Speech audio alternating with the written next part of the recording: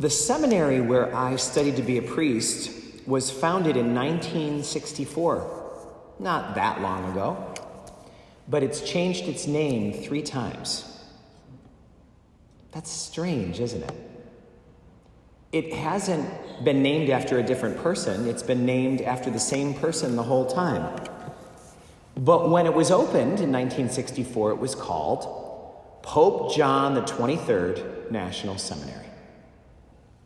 And then in the year 2000, they renamed it Blessed Pope John the 23rd National Seminary. I graduated from there in 2013 and was ordained and came to Albany, but the year after I left, they renamed it again. Pope St. John, the 23rd National Seminary. What changed? He had been dead since 1963. Why would we rename him? Well, he hadn't changed, but the way we understood him had. 2.5 weeks ago, Pope Francis canonized Oscar Romero, the Archbishop of El Salvador during their terrible civil war, and Pope Paul VI, the architect of Vatican II, the one who helped us to have masses in our own native language with the priest facing the people. We call them by different names now. Saint Oscar Romero, Saint Pope Paul VI. They've been dead for almost 40 years. But there again, they didn't change. The way we understood them changed.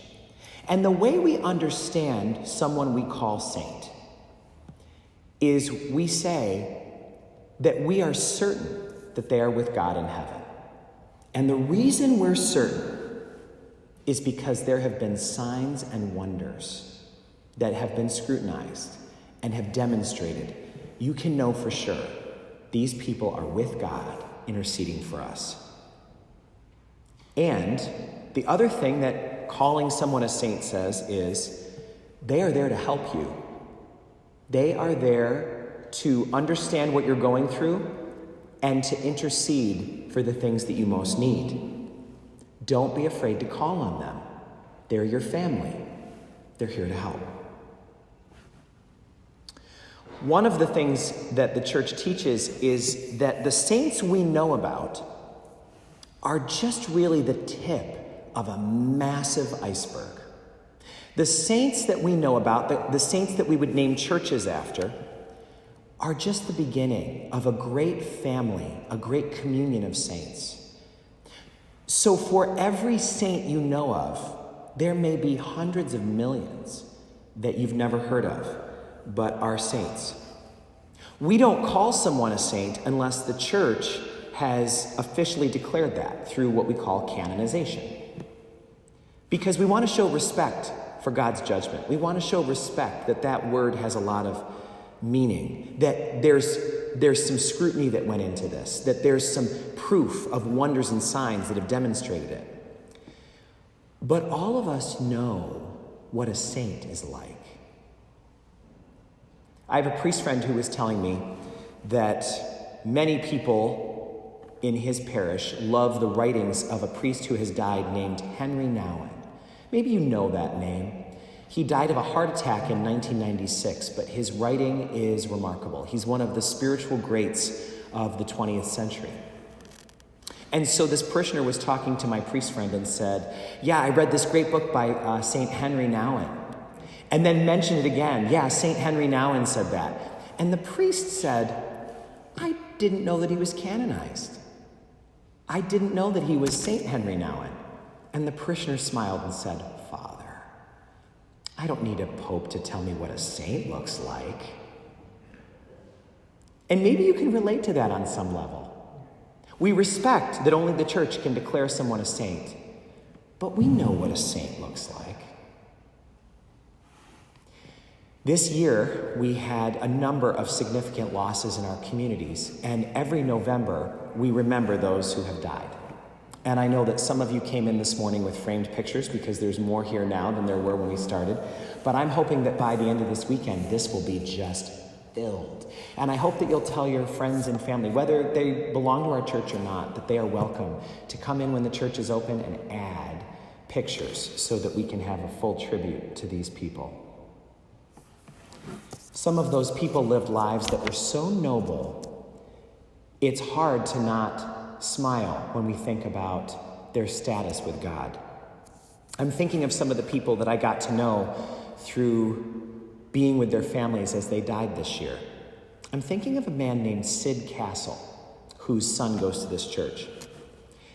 He was married to his wife Emily for 28 years, and they had 2 children. One of them, Jim, the man who comes here. And then his wife died, and he was heartbroken. But then he met someone named Marcia. The only catch was Marcia herself had 8 children. And Sid grew up as an only child. But guess what he had the courage to do?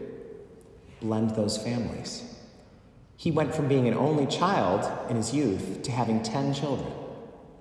And after 28 years of wonderful marriage with Emily, he had another 33 years of wonderful marriage with Marcia. And his stepchildren told the story. They said, "We could never have asked for a better dad than Sid, the most gentle, loving, wonderful, accepting man in the world." When they think of him, they smile. And they know that he's with God, though they can never pronounce that. Marilyn Rausch is here today, and I'm thinking of Henry, who all of us know so well, who was the first employer for so many people in this town, who was a father figure for so many, who refused to stay with one political party over the years because he didn't want to be beholden to anyone. How can you not think of him and smile? I'm thinking of Gertrude Beecher, who taught faith formation in this church for 40 years. Can you imagine the lives she touched? How can you not think of her and smile? Maybe you've heard of Tony Kark, the man in Ravenna who we buried just on Saturday, who worked in the brickyard faithfully for his family until it closed, and then got a job as a hall aide in Albany High School. He turned that into a complete ministry there. He gave away his lunch every day, even though the students there had free and reduced lunch, because he knew that they would take it home and get to have it for dinner. He used to put money on the seat of his car, just a few bucks, and leave the doors unlocked so that somebody could come and treat it as a repository where they could know that if they needed something, just a couple of bucks, they could grab it. How can you not think of these people and smile? So that man, speaking to that priest, said something very wise for us. He didn't say it with any disrespect, and he didn't say it with any rebellion. He just said, "Father, I don't need the Pope to tell me what a saint looks like.